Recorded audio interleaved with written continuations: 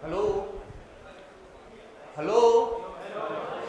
You remember when we were kids, we used to play with toys. These toys which had keys, chabi bhar do to chalte the. My panelists are like that only. Unless until they get a loud round of applause, we will not start.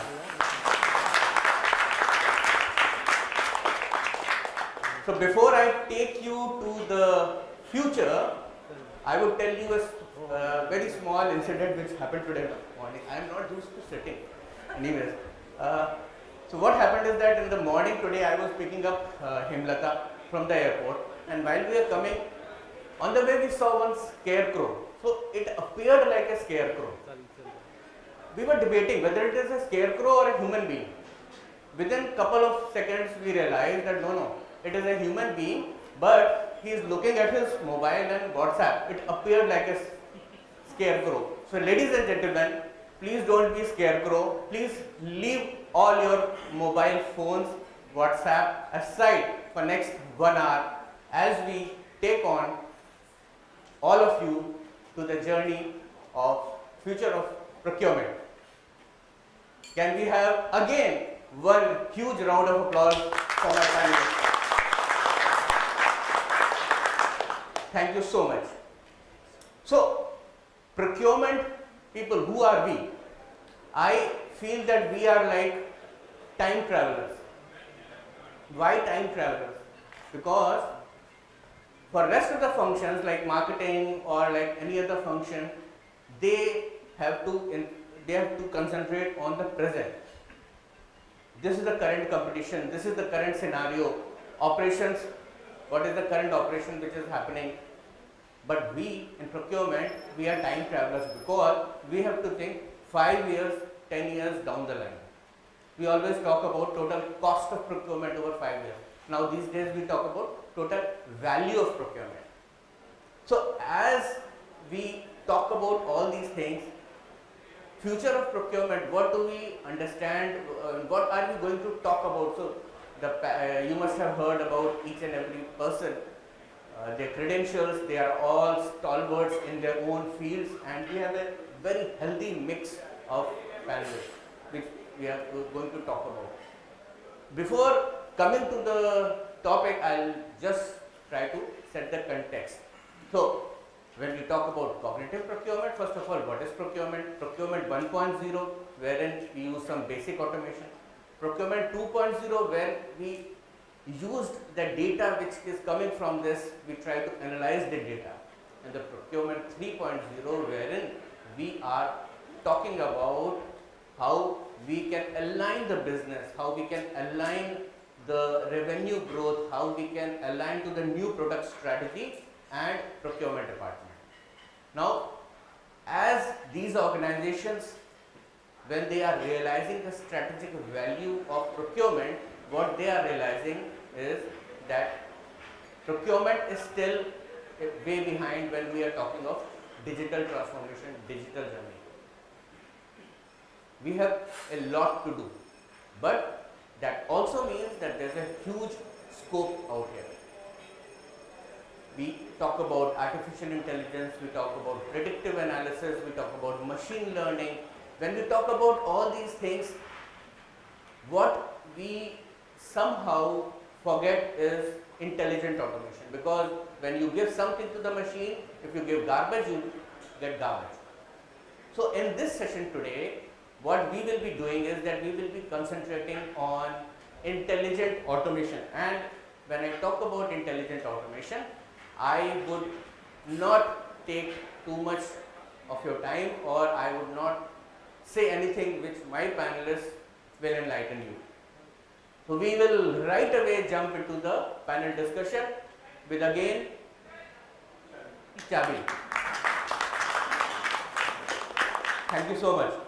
So my first question to Veeshwass, apart from driving cost savings and reducing lead times, what are the key focus areas of a procurement head in these current times? I start with the current situation. So after COVID disruption, now almost all the procurement guys or supply chain professionals are focusing on minimizing the disruption in a supply chain.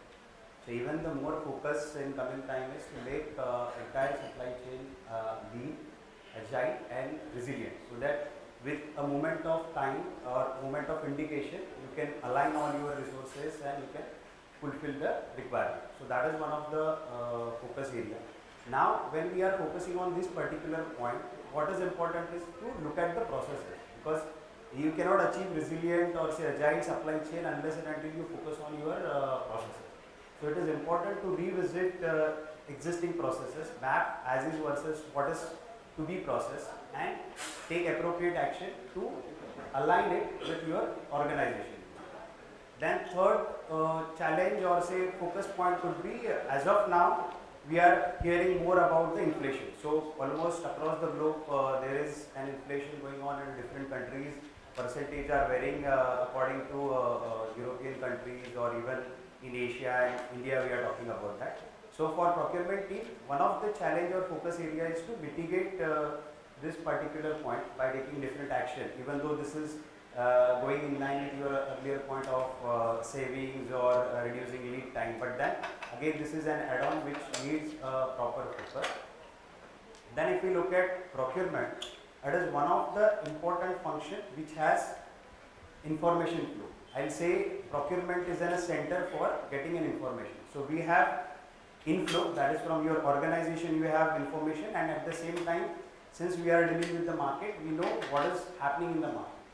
So this makes a solid base to initiate, identify and implement technological changes.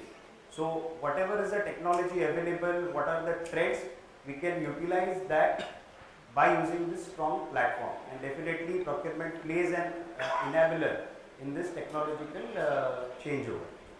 Then another focus area is ESG or say sustainable procurement. So that is the current focus all across industries. Even every organization has certain KPIs to be fulfilled by 2030, 25. So all KPIs and targets are set.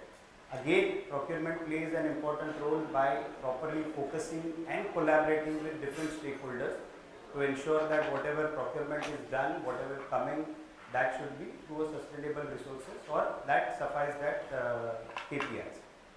Then another point is supplier management. So again, I think today we have another track on supplier management, so I will not touch upon in detail on this topic.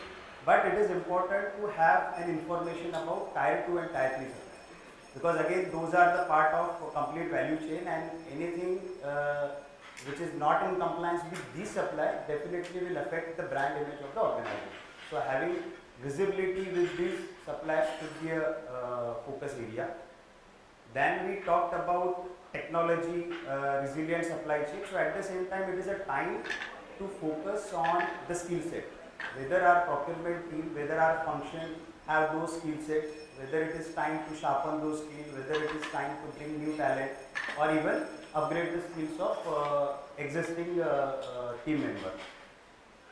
Apart from that, one of the area is, so these are more or less from a procurement angle, but with the upcoming future, it is very important to portray procurement as one of the function who is business partner and even can lead into defining innovative ecosystem for identifying new resources to generate even revenue. So this is a little bit different than the regular track of procurement. People may be surprised how procurement can add up to the revenue or how it can help to generate a revenue to the organization, but this is a focus area for procurement. Thanks. Did you see my question? Everything you have covered. I am wondering now for next 15 minutes what I am going to talk about. But anyways, very nicely summed up. One thing which came out from your talk is procurement is a data-rich function. One of the functions where most of the data resides, and how we can use and utilize is something which we will build upon in today's session. Rajeev, would you like to add anything? Most of the points have been covered, but we passed through a COVID time, and now we talk about workforce or our suppliers or our workforce in a hybrid culture. So that has impacted a lot in procurement. In what way? Yes, we used to say we collaborate with our suppliers and we work together with them. But now the synergy is in a different perspective altogether. So working in a hybrid type of environment, yeah, it's opening up, and we are seeing now things which are coming back to office.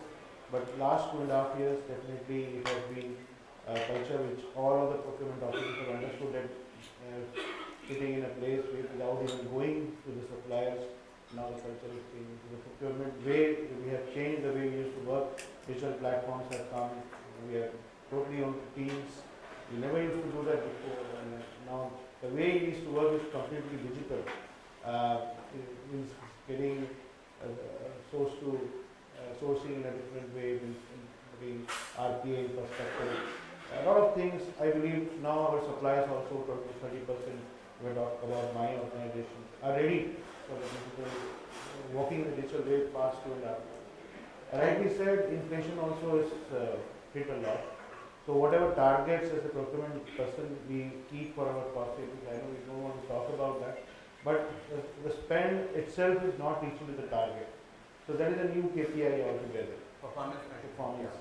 What we are seeing that whatever we are keeping to as a procurement officer, we need to find ways how to monitor that. Resilience is already discussed, but how many suppliers, if we map out, are into the very high risk category, medium risk and low risk. All of the past 2.5 years until today, we are assuming that this might not be a risk which comes as a risk. And then we keep on understanding that how to mitigate that risk and be resilient to cope up with that the high risk environment. Means 40% time we fail also. So that's what we have learned, and having this understanding, working on the risk mitigation, especially with the supplier person, more work has to be done. So I just wanted to add on that. Thanks, Rajeev. So, Vyas, you said something about moving beyond cost saving. So, my next question is, how do you move beyond cost saving towards driving an enterprise innovation? Because you spoke about innovation also, and helping build new revenue streams and adding value to the business. Ruchita, would you like to say something here?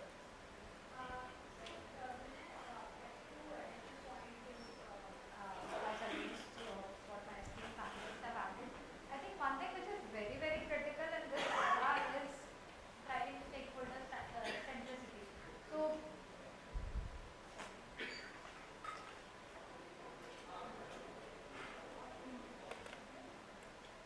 driving stakeholder centricity. Disruption happens here also. Yeah, so we are still learning to be flexible. So, I think gone are the days, I think the 52 decades back when procurement used to only talk about cost saving. Yes. But I think eventually all of us have learned that cost saving without quality, without product innovation does not survive.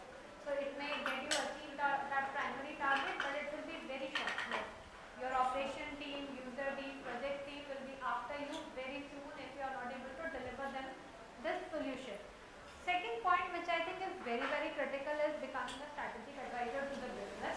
If your procurement strategy is here and the business wants to grow, business strategy is here, you will be at the same pace and not be able to help to collaborate well with the business.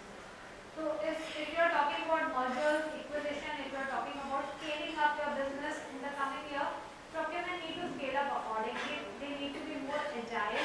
They need to be flexible on switching. I think with COVID, all of us have learned to be agile. We had a lot of inventory, but we changed it. So I think that has to be a continuous process for us, not just in the skill set winner, but also in terms of handling our processes, handling our skill set, handling our inventories and real hard things that we have. So I think that's all. Thanks, Ruchita. So you brought about very interesting point, agility.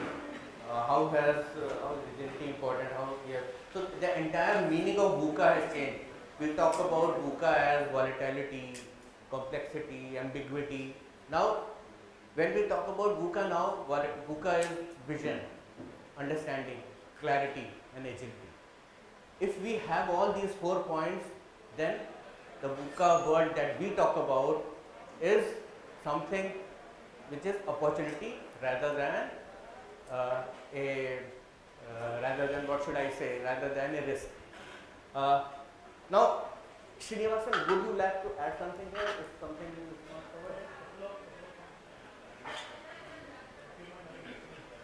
So one, clearly there are new businesses which are adapted from the procurement side. One, supply chain financing is itself a topic which has come from procurement side.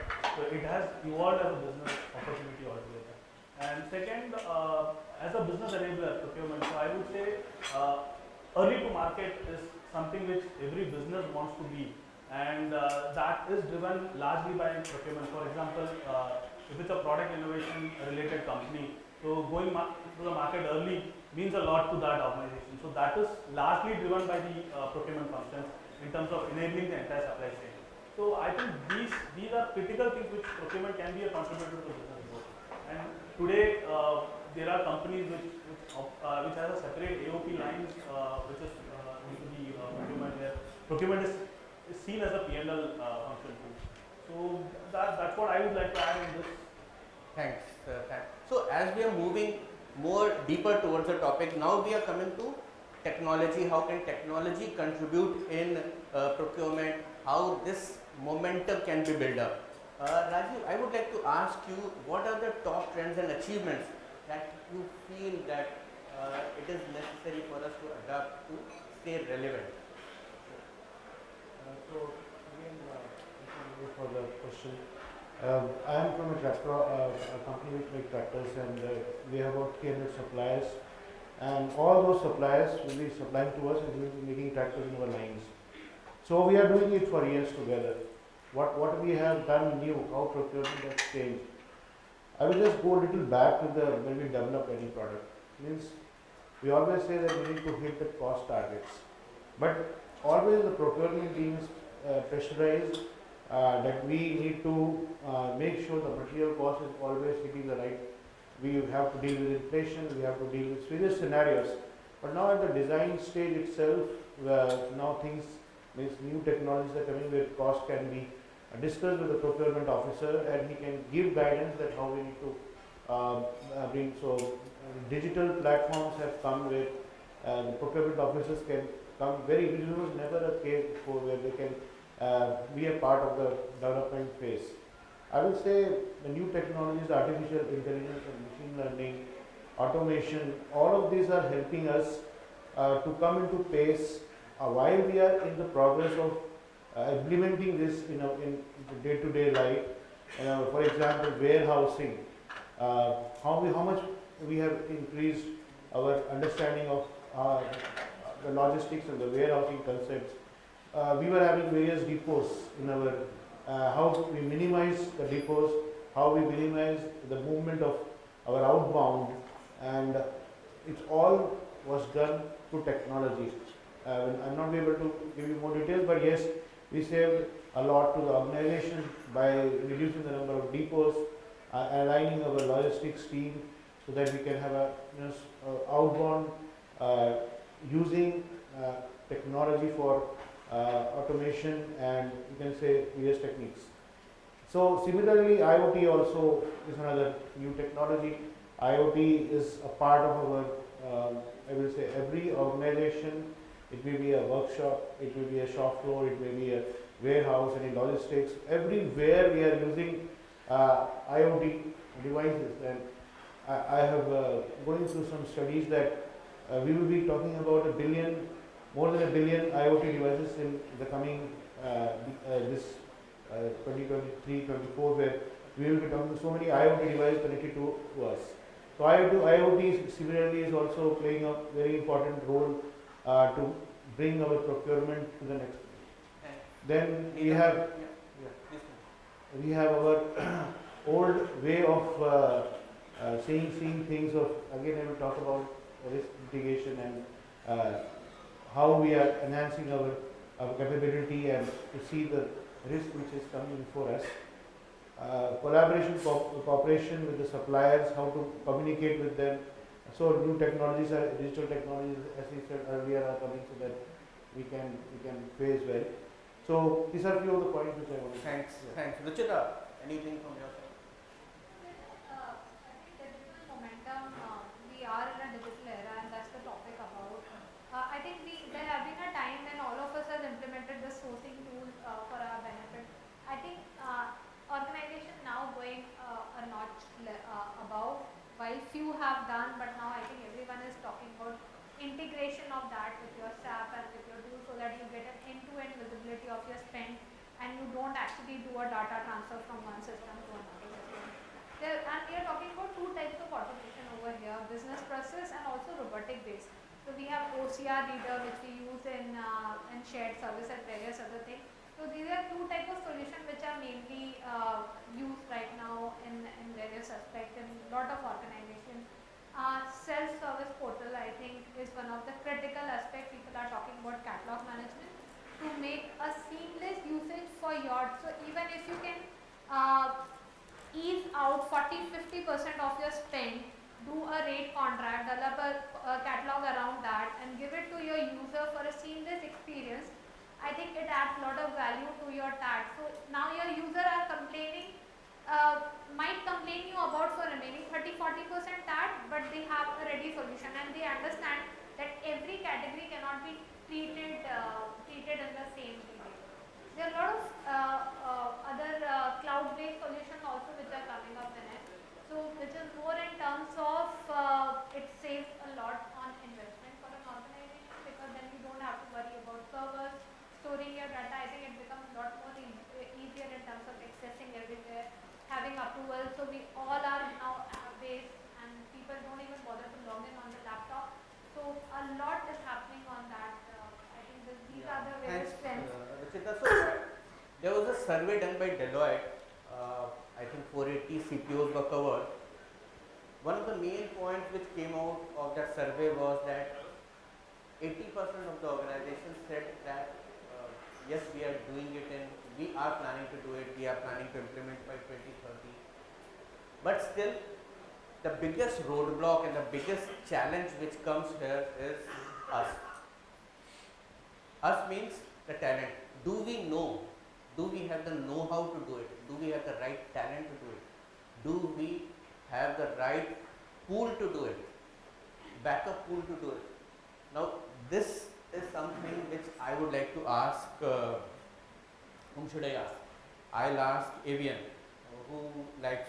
whose name is Aradhyula, but for the sake of simplicity and for me especially, he has said that you can call me Avian.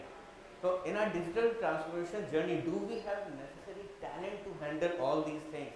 And apart from talent, do we have that infrastructure or do we have a government support or industry-based support which can provide us that talent to make sure that all these things, that whatever we are talking about, these are implemented? Thank you, Vinay. We have been talking about transformation journey, intelligent automation. And to do this, we need to have a talent, we need to have skill. And apart from that, we should have support from the management or senior leadership to take this forward. So here I got most of the people must be having the talent, which is a natural skill sort of a thing, and there are certain acquired skills. So whenever anybody wants to implement any automation or transformation journey, what is most important thing is the right evaluation and knowledge about the automation, how to acquire the skills before you actually implement the automation. So normally in any implementation, if you look at Tata Capital when we were implementing our ERP, first we started acquiring the skill. Skill is something one should have to acquire. So we underwent or we attended a lot of sessions where the various ERP service providers would be giving a lot of inputs. Then we appointed external consultant to guide us what is the right thing to do. See, I have a lot of things in my mind, but would I be able to convert everything into automation? The limitation. Probably certain times we have to simplify the processes. So we have to have a right team in the place to implement any automation. And there are two things that require: talent and skill. Skill supposed to be acquired by us, that could be acquired by our training program. So for any implementation, we have domain knowledge people, we have technical knowledge people, we have people support from IT. Apart from that, we should have PMO, strong PMO, project management office, who drives the change management. So these are the 3-4 things which are very critical, very important to this. And after implementation, the regular upgradation of skills. Everybody should upskill their knowledge, they should acquire the new skill sets, they should be able to foresee what is going to happen in the technology and automation.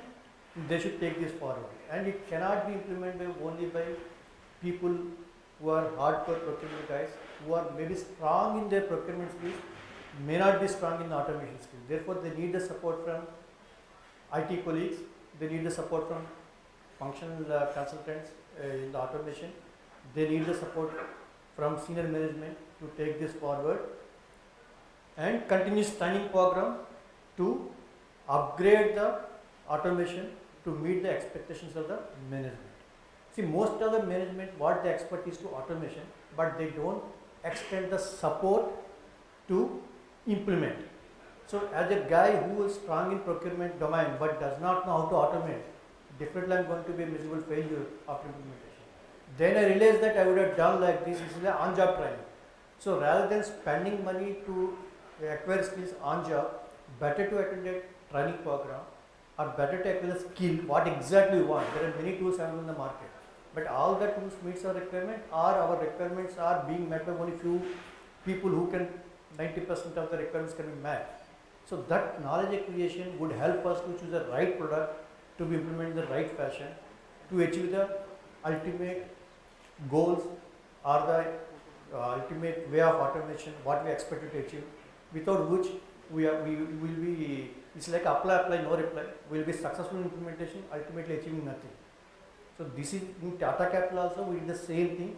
We had done a lot of extensive work, we attended a lot of training programs, we understood what the vendors are offering, we understood what our requirement is, we started tallying both the things. At one particular point we matched both the things, then we take a decision, then we requested management to appoint a PMO who drives, because the person like me who drives the project cannot drive the change management, I need somebody's support. So we have asked management to deploy a PMO, representative from IT, representative from finance, representative from respective fields. We work together as a team to implement ERP product in our company. And just to let you know, 98% of expenses are routed to ERP system. Very limited expenses are outside ERP. And most of them automated, no procurement involvement, POs will be converted back. So this is my experience on the automation, my experience on the talent, and my experience on the skills. Unless we acquire skill, we cannot be talented. Unless we are talented, we cannot implement. So this is my experience, Vinay. That's what I want to. Hemlata, Santosh, anything you want to add? As of today, I am working with SBI General. So SBI General is a mix of PSU and private. It's a combination. So 70% stake of SBI General is with State Bank of India. So we have to follow CVC guidelines. So the way we are talking about automation and all. So I joined SBI General almost 2 years ago. I am giving this example because our boss, Mr. Vinay, he told us in the beginning like you should be giving examples to the people so they can correlate. So I am giving my example. So 2 years before I joined this company. So it's a typical PSU private kind of company wherein we are following CVC guidelines. So if everything was getting through seal bid kind of tender. So vendors they have to submit the quotes in the seal bid envelope and it has to be submitted in physical form to the company. So this is how the journey started. So after joining of mine, so we created entire SOPs and all. So everything was manual, but fortunately, unfortunately, again it had like pandemic. So how will we manage? So that point of time, now we have source to pay entire tool, but that point of time there was no tool and all. So we started using Microsoft Teams very effectively. We created SOPs in such a way that all tenders will come in a digitized format on email with password protected. This is how the journey started. See, I'm giving you one case wherein it started from typical manual to digital form and then entirely digitized. Then thereafter, now 1st January 2022 we implemented source to pay tool. It was almost a 1 year pain we people had taken. 1 year pain, Mr. Rao mentioned very categorically there has to be support from the senior manager. To get that support, it took almost 6 months time.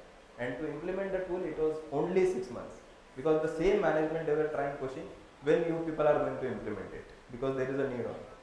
We have that entire source to pay tool. See, earlier we were talking about P2P. So now there is no P2P, it has to be S2P. And not only S2P, there has to be some value addition with IoT, which team has mentioned, and AI, ML, which we are talking about. So here the source to pay, it starts from supplier registration. Then our company is like, CVC guidelines, we have to, follow the entire, like seal bid kind of tendering.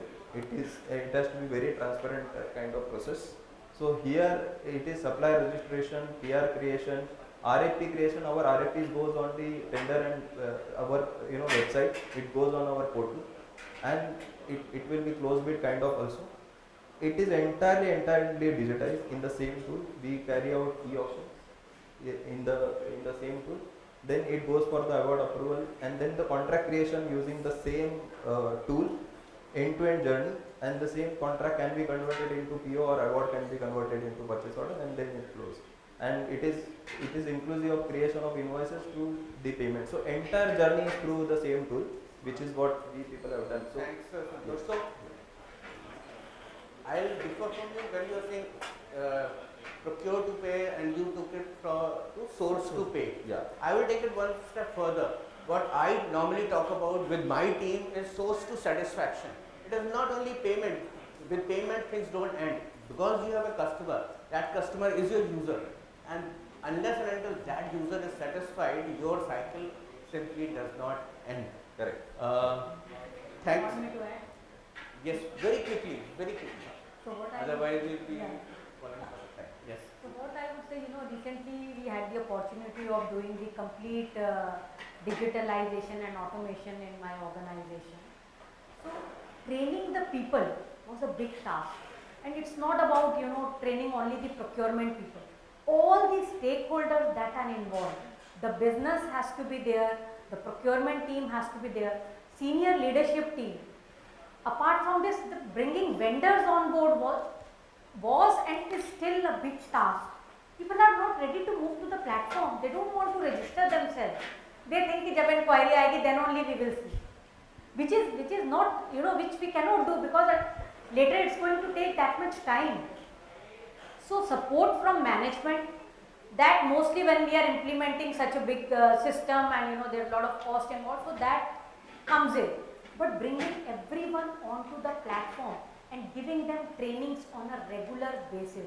Because as Vinay mentioned initially, procurement 1.0, 2.0 and moving further, the skill set requires are entirely different.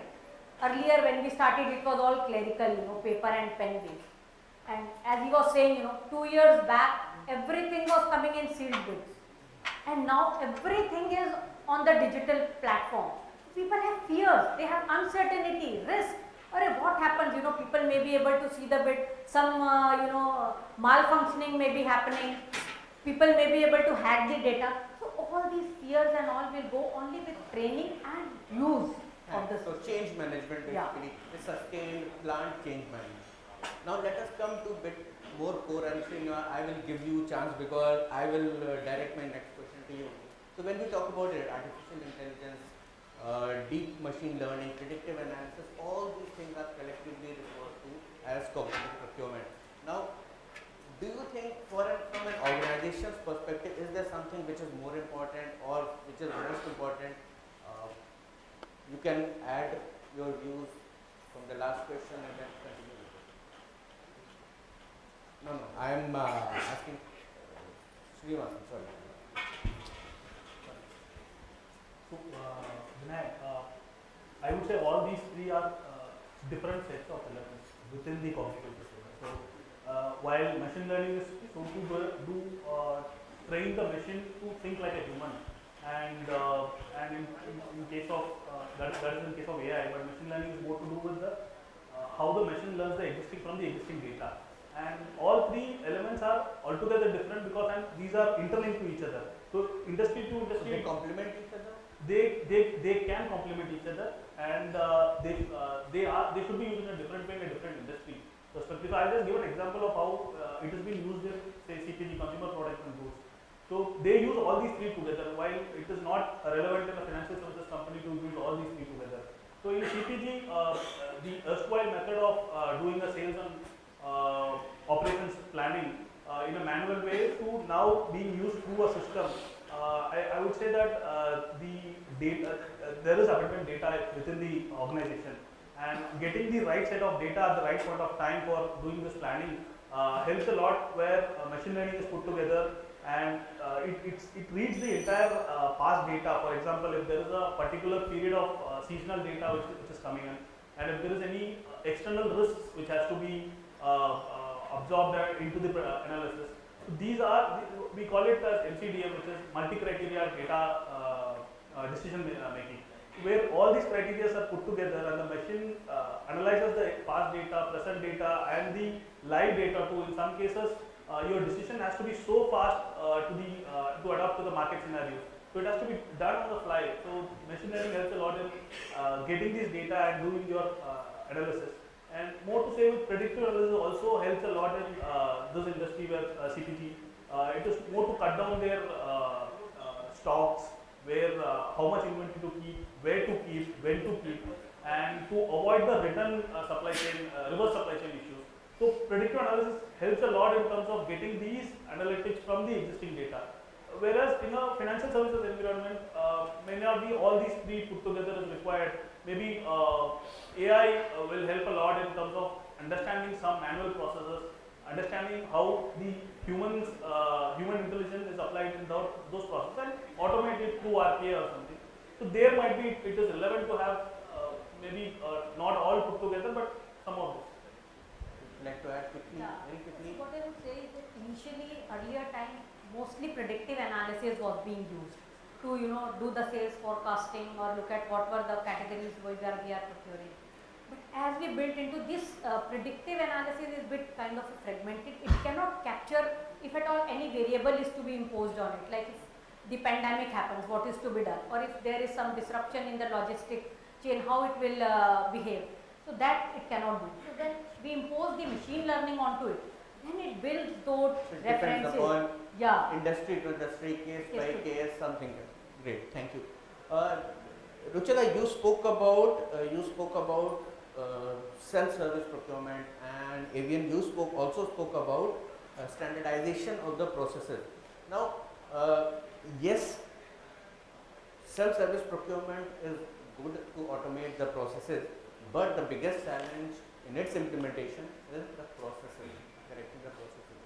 Avian, would you like to just talk about this in terms of what are the challenges? Because in this panel we are talking about change management and technology, both. It's not only the technology that we are talking about. Because implementation of any cognitive procurement depends upon how well we adapt it. This third is partly nothing but the way you operate Amazon, the way you operate other online portals. So many people, when they choose the product, they decide the product without looking at the other complications that are required to be aligned with the product. I'll try to give one example which makes the thinking very clear. I want to air condition the room. I don't close windows. I don't close anything. I run the AC. I complain on the AC that is not, cooling is not effective. So cooling cannot be effective if your windows are open, if you are not properly insulated. So therefore, when you are buying a tool should be simple enough, easy to implement. Second, most important thing is whether our processes are aligned to that requirement. See, I don't want to change my processes, I don't want to change my things, but still I expect the tool to give the excellent results. It's not at all possible. So when you are choosing any tool or any automation, you should also review your internal processes. You should also standardize the processes so that the tool and the process will work together to give the optimal results to you people. Second mistake people normally do, when they implement some tool, they want to cover everything in one go. It just doesn't work. First of all, we have to identify the common items which can be easily met so that people can start using that. Second point, I would like to say that we should always take our stakeholders into confidence before implementing any tool. Unless and until you have support, the tool cannot be successful. You have to have a buy-in. If the people doesn't buy your tool or it is complicated for them to use, they stop using the tool. Like I have got couple of bank accounts. I have got an HDFC, I have got a cooperative bank. It's very easy for me to operate HDFC, but cooperative bank I don't even visit. I go to bank. So this is the difference. So your tool should enable you people to make the life simple, easy to perform the journey. The second advantage is the procurement people can focus on their supply relations and sourcing part. Therefore, the internal customer who is going to be internal customer in the past is going to become your partner in the journey. He does everything for you. At the same time, as a procurement, we can control them by way of rate contract or contract management, and also we can impose or we can pre-build the terms and conditions that are expected to be there along with the PO. So the advantage, your internal customer raise the PR or your stakeholder raise the PR, converts into PO, vendor gets the transmission, vendor gets the intimation about the PO, supplies, he initiated payment, everything happened without involvement in the procurement, yet procurement will have control on the complete spend analysis, and they can see, they can dissect, bisect to get the information. So what my conclusion on this particular point is, modify the processes, modify the delegation of authority or chart of authorities, and select a tool which is appropriate, which gives the right combination to achieve what is expected to achieve from this tool. This is my submission on this particular. Quickly, Ruchita. You talk about self-service. Very quick one. I think one of the mistake, and I'm a firm believer of this, we implement a system and we thought it's going to create a magic wand and suddenly all our spend will be categorized, we'll have PO in one day. It's garbage in, garbage out. You put information, data in, you'll get right information. So if you are not able to categorize your spend in a clear way, if you are not able to refine your spend, if you are not able to refine your process and you just do anything with the self-service tool, it will just going to create a mess. Most of the self-service tool, Vinay, I know are very, very expensive. And you are asking people to create PO who are normally not used to it. So you are making life complex for them. It adds a lot to training, and when you are empowering people to that we are giving you a one-day PO and you can select your own item in a catalog, you need to understand your organization situation, thus the user team wants to get empowered. So they should not feel that procurement basically is passing their hat to us and be out of it. So your organization situation, is the team really need that kind of empowerment, and what kind of tool you are implementing. And I agree with what AVR says. It cannot be, not every solution suits all. So it's not like that there are so many digital tools going on, there are self-service going on, there is Ariba, Coupa, Injunction, lot of name, I'm sorry if I'm not taken any name, going on. It's not that all solutions will suit you. It depends upon where organization is and what it is. Yeah. One part. Very quickly. Very quickly, 1 minute. See, many times what mistake we do, we create self-service portal with a standard user interface. So my suggestion is to make it department wise. For example, if I'm IT guy, there is no point seeing it. So we should target, we should make it such a way that it should be department wise or function wise, so that the user can pick and choose pretty fast to make the things happen. But what happened? Yeah, please. Very quickly. Yeah, very quickly, see, the training goes not only to us, goes on the suppliers also. Means we also need our suppliers to be 100% on the same track and in the same amount of time. Implementing, for example, TLM for our suppliers was a great challenge, and specifically in the COVID time, but that is a must requirement for the training. So how our suppliers relate to the various requirements. So I will say the training part, as all are talking about, goes to suppliers also. Thanks. I was talking to Ruchita before this session, and what we are talking about is that we want to implement everything which we are doing in a manual way, which we are doing in a current way, and we want to force it to the system, and that is where the whole implementation gets delayed. Something which can be implemented in 6 months, 1 year, gets 2 years, 3 years. So this entire set of people who is comfortable doing things manual way, for them it is a big change management, and they don't want to do it. So how do you still change them, or how do you bring them to your side by bringing the versatility or bringing the customizability of this manual process? Hemlata, would you like to? Yeah, so I just you quoted a research by Deloitte, so Yes. I happened to read that Deloitte research, and it said that if digitization or this automation brings about increases the saving by 3 to 5%. So firstly, once if the saving is increasing by, not only the savings are increasing by 3 to 5%, but if we see the procurement function cost as a cost or as a total spend cost, initially it used to be 3-4% in about 10 years back. About 3-4 years back it was about 1%, and now we are talking about decreasing the procurement cost less than 0.5%. So all this is possible only with this intelligent procurement that we are talking of. To begin with, machine learning, we were talking that building onto the machine learning, this robotic process automation. So RPA is doing a great, I would say, a great thing in the industry. We also happened to launch RPA for our invoice processing. Invoice processing became much faster. And with this intelligent procurement, it's not only about using a single element of the procurement. If we start from like sourcing, so initially identifying what my categorization of the spend is. We were doing it, doing the predictive analysis and all. Now with using the tools, this accuracy percentage has gone up. Otherwise, manually, if someone is doing, he is not clear where this spend should go. So randomly he will put it somewhere. Now everything is being governed by material code, service code. So the data is accurate and perfect, and we get the right data. Then the next step is coming to where do we want to make this, where do we want to go for sourcing this product. So now if we look at the analysis of data, around 80 to 85% of the spend is the tail end spend. So with the tail end spend, now the users themselves have been given the power.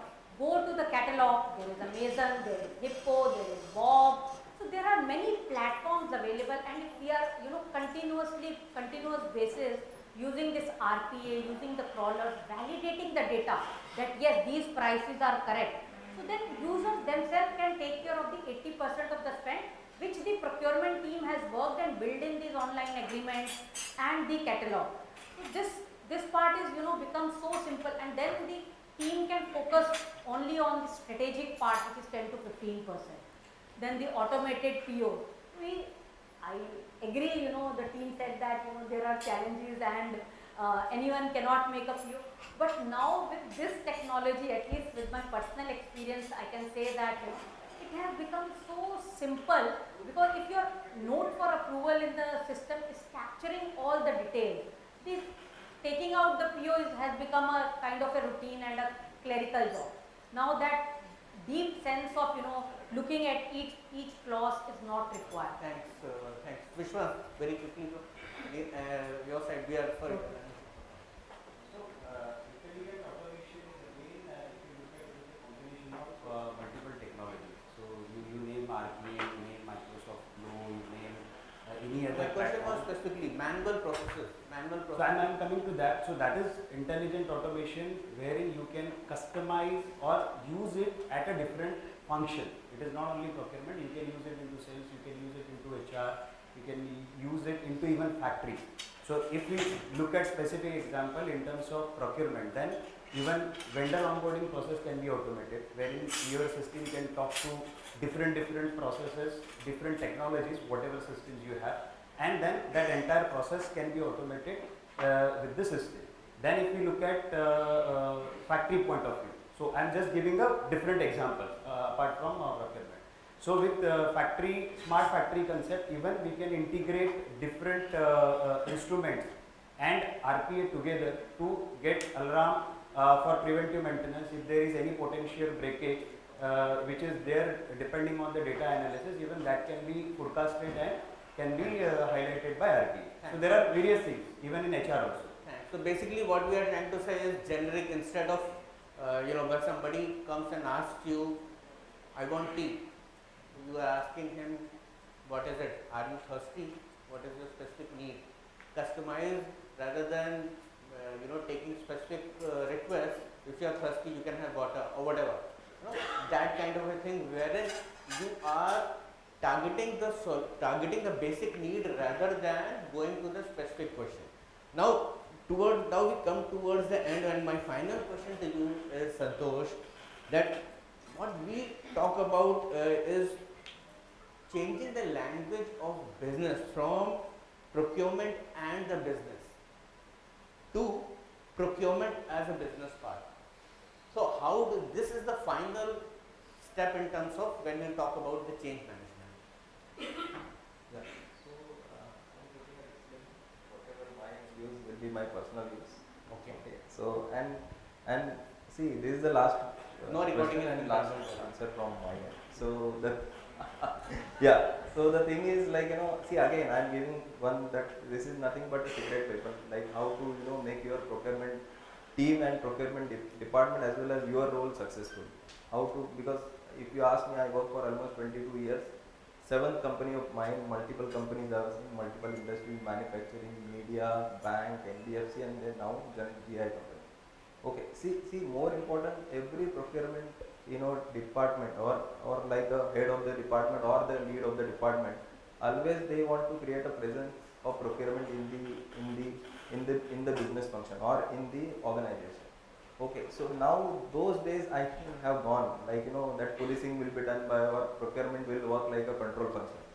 So in my view, procurement should not be acting as it should not be doing any policing, and they should be doing business partnering with the internal users. My thought process, my belief, and again my personal views, they are our internal customer. We should not be, ideally we should not be doing any kind of policing. We should be trusting them, whatever they are doing the best, and what value addition we can give as a procurement. If we change our approach, and if it is a partnering kind of approach, then only there will be success come. Otherwise they will not appreciate our effort, procurement effort. They will not involve us in the new requirement if something is generating. If we are creating a mutual trust, then only they will start involving procurement from the beginning for any new kind of procurement wherein we can give value addition. This is what is my belief. I would just like to add one thing here. When you said that we should be trusting them more, I feel that they should also be trusting us more. Yeah. So you rightly question. So we should be creating that trust. Otherwise, it will not. It will not. See, more important, I think you rightly asked. So we should be understanding their pain areas. If you are a problem resolver, if you are going to give them solution, then only they will start respecting you, and then only that trust will come, and then that participation will come, and they will consider ourselves as a part of them. Because see, I believe in, like, we have 3 floors in the one premise, multi departments are sitting. I am spending one day on 3rd floor, next day 4th floor I will be sitting. So I keep changing my location. I am this is what I believe in. If you are not with them, if you are creating your own department, will be in silos and will be acting like we all know, like what people talk about procurement. So they want to drive their own way. When I talk about this, when I tell my team, honestly I am telling you, they tell me that, sir, सब कुछ हम ही क्यों समझे, वो क्यों नहीं कुछ समझते हैं, उनको भी समझना चाहिए. And that is where it counts that there is a term called Gemba.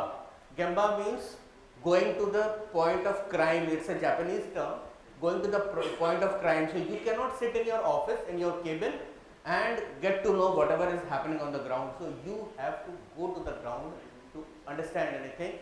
One final word from Avian, and So, only my request is that we should make the stakeholders a part of our journey rather than seeing them as a parallel journey. That's what I want to conclude. thank you everyone. Thank you to all the panelists, and remember what I said in the beginning, Chabi. Well, fabulous discussion. We'd just like to open to any audience questions. If you do have, please raise your hand. I'm not going to give you a countdown for that. But of course, we do have a networking opportunity with all our speakers right beyond this. We can take them later as well. But does anyone have the curiosity of asking it live? All right, the gentleman out there. Could you pass on? Yes, the mic to him. Sir, short and sweet, concise question, please. Thank you. And if you are directing your question towards any specific panelist, please. It's a general question. So, Sure. My name is Shailendra. I represent Dow Chemical Company. I am a global procurement manager. The question is, you all talked about the change management, the tools, what you are using currently. Previously, I used to visit the similar kind of conclave before pandemic, wherein they are talking about the platform for the tools, because still we have a challenge in the digitization. The platform, which platform we should be using? I have not heard that we still have reached to the stage wherein the vendor versus the end user or the company, organization which buy, you are talking with the same platform. You have any, I would say, further knowledge or growth in that specific area, wherein you have a upgraded tool in a digitization, Okay. which can talk on the same platform with outside. Long question. Anyone Yeah. would like to answer? I just have one precise point to name. Any one platform will not be right for other. But only thing based upon growth level of your organization, you should decide that whether you want to have a stand-alone solution, and you should worry about platform only when you are talking about integration. And it's a complex process. Very rarely organization goes into it. But you need to see that initial digital journey having crossed, your people are digitally acumen, and I'm not talking about esteemed people or procurement people. I'm talking about whether your user are digitally encouraging enough, and then probably you can talk about switching to a right platform which is universally followed. Just like to add something. Sure. Identify good to have, must have. When you do that, you will get the right platform. Because what happens is that when you put a laundry list, if you try to be too democratic, then you cover all the points and then you never get to the right solution. Yeah. Always go to the solution which covers all your mandatory points. No rebuttals right now. So sorry.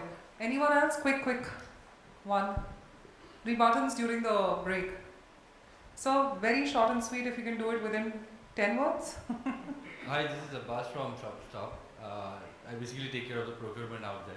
So when you spoke about the integration part, my question is with Ruchita. So integration, as you mentioned, is a very complex process, and it involves multiple ERPs. So how do you see the success ratio in that coming in? I'm going to say, in your experience, have you seen any complexities happening, or it has been successful in giving the single user, you mentioned about single login for the consumer, for our internal customers. So how successful do you see that? Okay, got it. Very short answer. All the integration are very expensive. So it depends upon the growth of your organization. One, implementation are successful, but you need to have a bare minimum expectation out of this. That do you want to float 5 fields from your sourcing tool to Ariba? If you think that it will be a seamless integration, it will not happen. These are 2 different platforms, these are 2 different portals. And the more cost you pay, you can end up, but you need to take a call between the budget availability and what bare minimum data you want to transfer, which will help your SCM team, which will help your user team. So yes, seamless integration does happen. Pick up your call, what are few data which you want to transfer. Don't go for everything. It won't happen.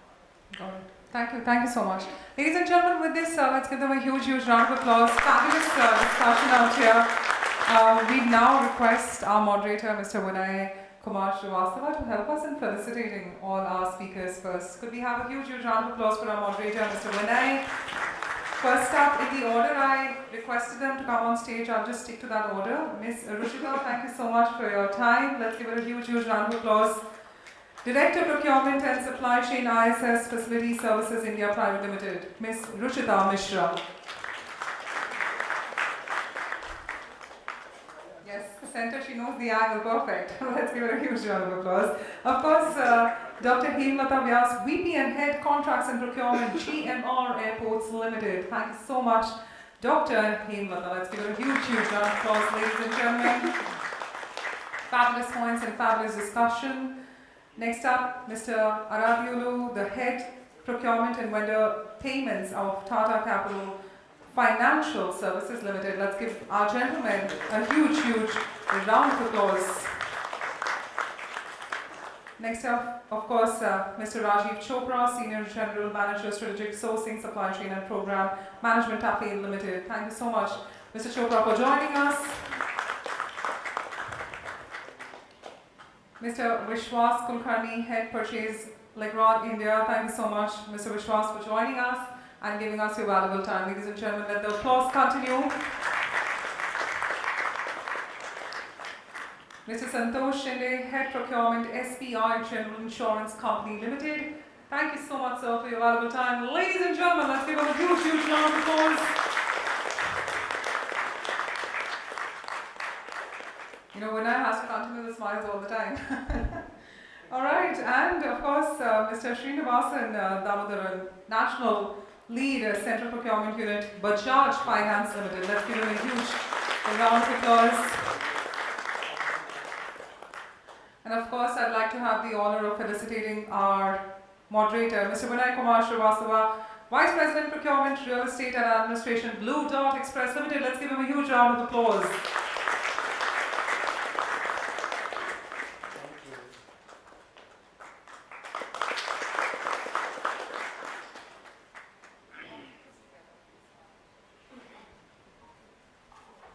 One for all our panel with a group photograph. This has to be your loudest round of applause. Come on, ladies and gentlemen, the entire leadership. Of course, we'd love you to network with our speakers, post this, and with this, ladies and gentlemen, we're right on time. Thank you so much for joining us. We're announcing for the lunch and networking break. Please do join us back at 2 p.m. IST for another great discussion coming up. Thank you. You've been a great audience. Do resume back at 2 p.m. Thank you.